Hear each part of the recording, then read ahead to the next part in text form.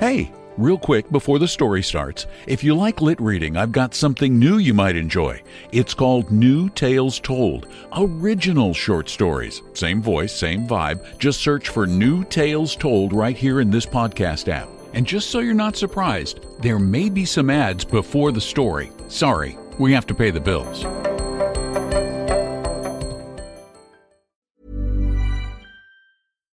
Unlock the savings at Boost Mobile and save up to $600 a year. I've been scouting these big carriers for a minute now, and I've seen them pull the same play 1,000 times. They promise you the world, then hit you with a price hike right when the game gets tight. But Boost Mobile, their $25 a month unlimited wireless plan is the most consistent player on the floor. No contracts and no price hikes. Unlock the savings today at boostmobile.com/unlock. Based on average annual single line payment of AT&T, Verizon, and T-Mobile customers compared to 12 months on the Boost Mobile unlimited wireless plan as of January 2026. For full offer details, visit boostmobile.com. As a small business owner, sometimes it feels like no matter how much planning you do, there's always surprises, like an urgent, expensive repair. But here's the surprise you will like. With Progressive, small business owners save 13% on their commercial auto insurance when they pay in full. So enjoy a surprise for once. Get a quote in as little as 8 minutes at progressivecommercial.com. Progressive Casualty Insurance Company and Affiliates. Discounts not available in all states or situations.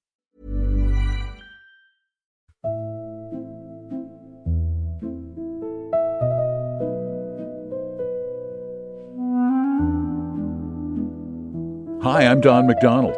Oscar Wilde could write a novel that scandalized a nation. He could write plays that made London laugh at itself. But sometimes the best thing a writer can do is tell a small story, pour 2 cups of coffee, and let you figure out what it means. This one's about a man who falls in love with a woman's mystery, the veils, the secret rooms, the whispered warnings. He's certain there's something hidden beneath it all. And there is. Just not what he expected. It's short, it's elegant, and the last line is going to sit with you for a while. Here is The Sphinx Without a Secret by Oscar Wilde.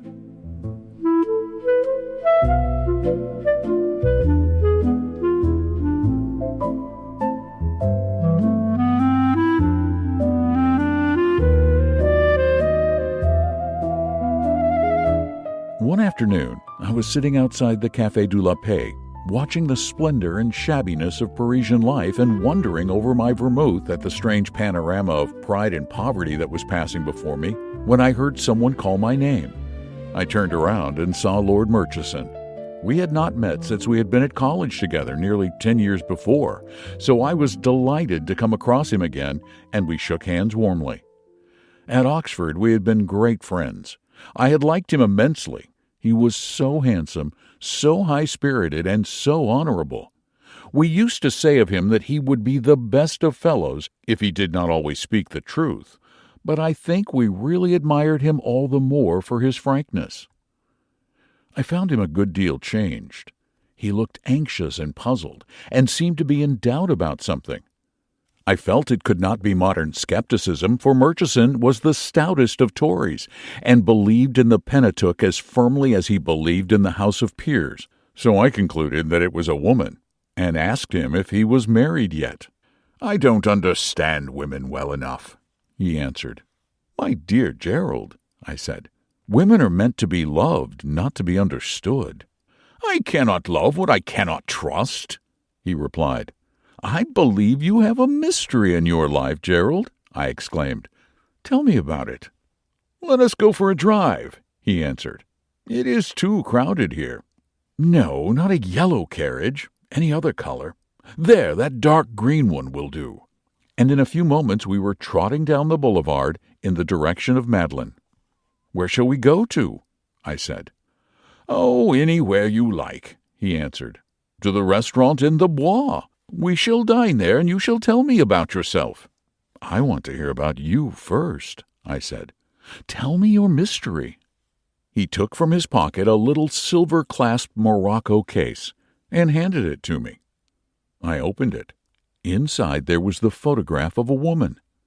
She was tall and slight, and strangely picturesque with her large, vague eyes and loosened hair. She looked like a clairvoyant, and she was wrapped in rich furs. "What do you think of that face?" he said. "Is it truthful?" I examined it closely. It seemed to me the face of someone who had a secret, but whether the secret was good or evil I could not say. Its beauty was a beauty molded out of many mysteries, the beauty, in fact, which is psychological, not plastic. And the faint smile that played across the lips was far too subtle to be really sweet. "Well?" he cried impatiently. "What do you say?" "She is Gioconda in sables," I answered. "Let me know all about her." "Not now," he said. "After dinner," and began to talk of other things. When the waiter brought us our coffee and cigarettes, I reminded Gerald of his promise.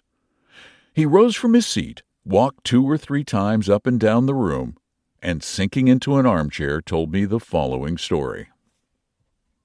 "One evening," he said, "I was walking down Bond Street about 5 o'clock.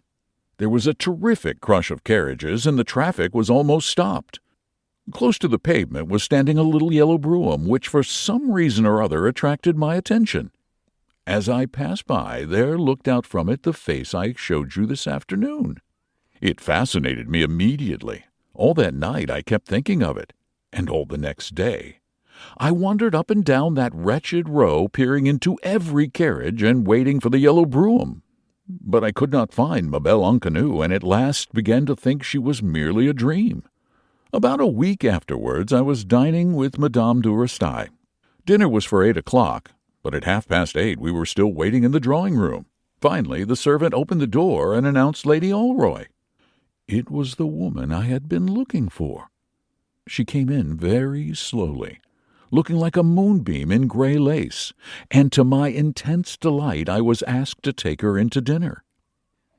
After we sat down I remarked quite innocently, "I think we caught sight of you in Bond Street some time ago, Lady Alroy."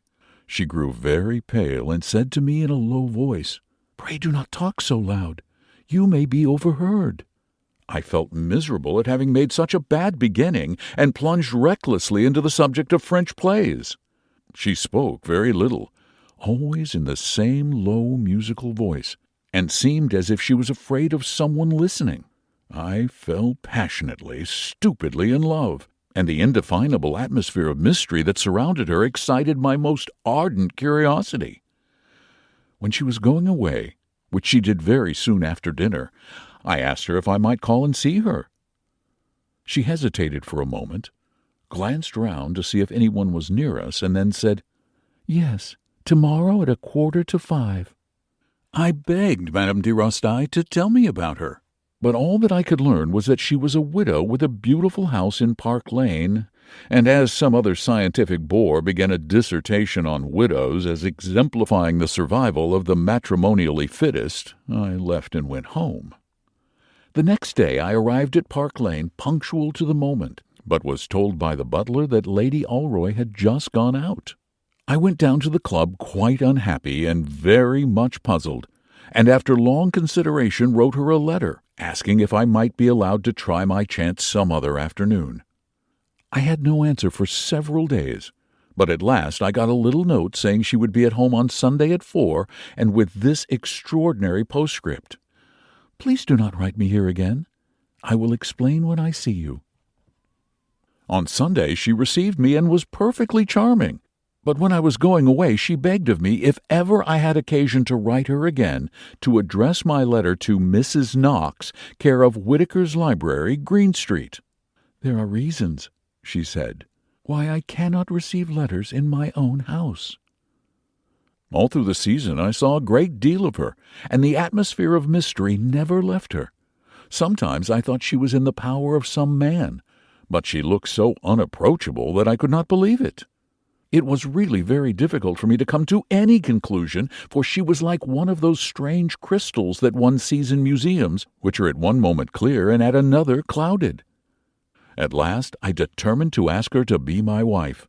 I was sick and tired of the incessant secrecy that she imposed on all my visits, and on the few letters I sent her.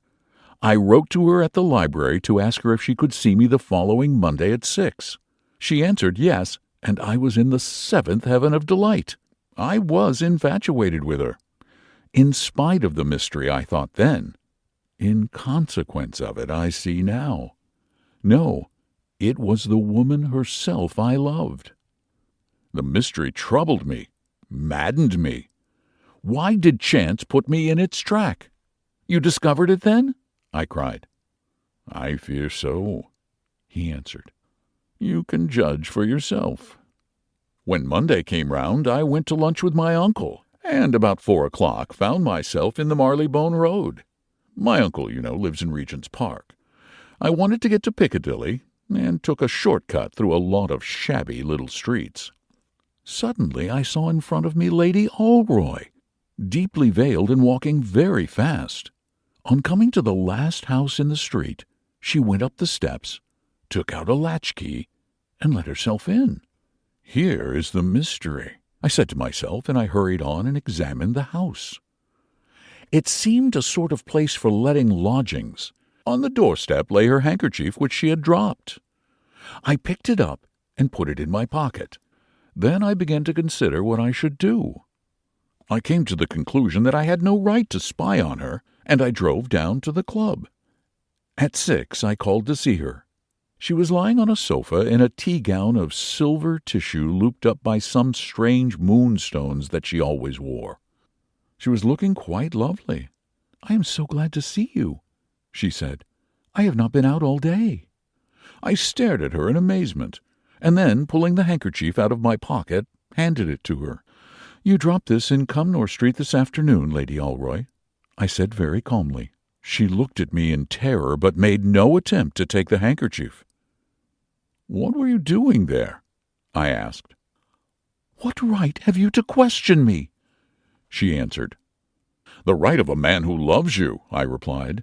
"I came here to ask you to be my wife." She hid her face in her hands and burst into a flood of tears. "You must tell me," I continued. She stood up and, looking me straight in the face, said, "Lord Murchison, there is nothing to tell you." "You went to meet someone," I cried. "This is your mystery." She grew dreadfully white and said, "I went to meet no one." "Can't you tell the truth?" I exclaimed. "I have told it," she replied. I was mad, frantic. I don't know what I said, but I said terrible things to her. Finally, I rushed out of the house. She wrote me a letter the next day. I sent it back unopened and started for Norway with Alan Colville. After a month I came back, and the first thing I saw in the Morning Post was the death of Lady Alroy. She had caught a chill at the opera, and had died in 5 days of congestion of the lungs. I shut myself up and saw no one. I had loved her so much. I had loved her so madly. Good God, how I had loved that woman! "You went to the street, to the house in it," I said. "Yes," he answered. "One day I went to Cumnor Street. I could not help it. I was tortured with doubt. I knocked at the door, and a respectable-looking woman opened it to me. I asked her if she had any rooms to let. "Well, sir," she replied, "the drawing-rooms are supposed to be let, but I have not seen the lady for 3 months, and as rent is owing on them, you can have them."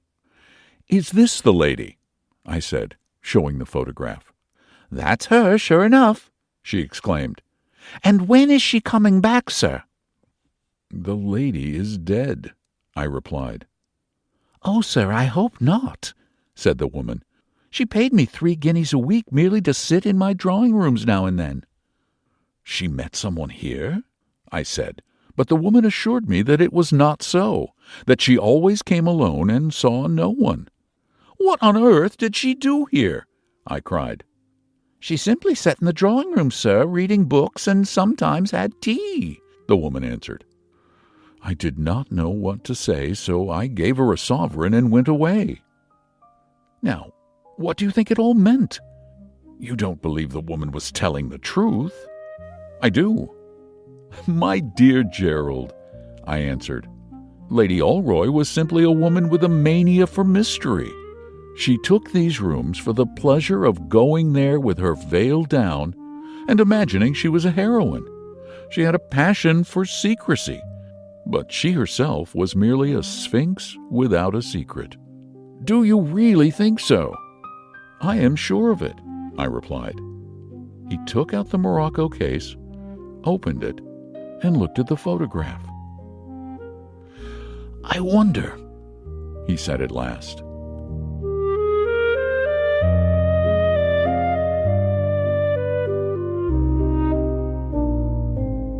Oscar Wilde wrote The Sphinx Without a Secret in 1887 when he was 33 and already the most quotable man in England. He's remembered for the big things: the Picture of Dorian Gray, the Importance of Being Earnest, the trials that destroyed him. But pieces like this one remind you that he could do more with a photograph and a cup of coffee than most writers can do with 100 pages. If you enjoyed this story, there are a lot more where it came from. At shortstoryverses.com, you'll find all of our short story podcasts. New Tales Told for original fiction, seasons readings for holiday stories, Read a Stories for the kids, and Frightly for when you want to lose a little sleep. And if you've got a second, tap that 5-star rating on Apple Podcasts or Spotify. It helps new listeners find us, and it keeps me from taking the occasional 2-star review a little too personally. Thanks for listening. I'm Don McDonald.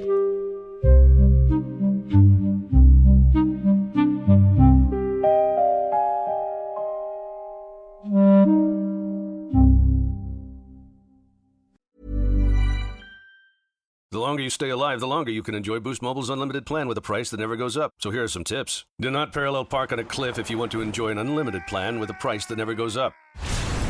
Do not mistake a wasp nest for a piñata if you want to enjoy an unlimited plan with a price that never goes up. Do not microwave a hard-boiled egg if you want to enjoy an unlimited plan with the price that never goes up. Stay alive and enjoy unlimited wireless for $25 a month forever with Boost Mobile. After 30 gigs, customers may experience slower speeds. Customers will pay $25 a month as long as they remain active on the Boost Mobile Unlimited plan. Finding ways to be financially savvy is a smart move, and knowing you could be saving money for the things you really want, like that dream home or new ride, is a great feeling. That's why the State Farm Personal Price Plan can help you save when you choose to bundle home and auto. Bundling, just another way to save with the Personal Price Plan.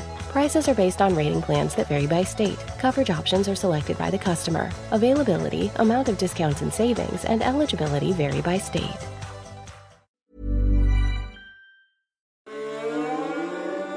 Thanks for listening all the way to the end. You're officially a story finisher, and I appreciate that more than you know. If you're curious what else I'm up to, check out one of my other podcasts, New Tales Told. It's brand new, original short fiction written and narrated by me.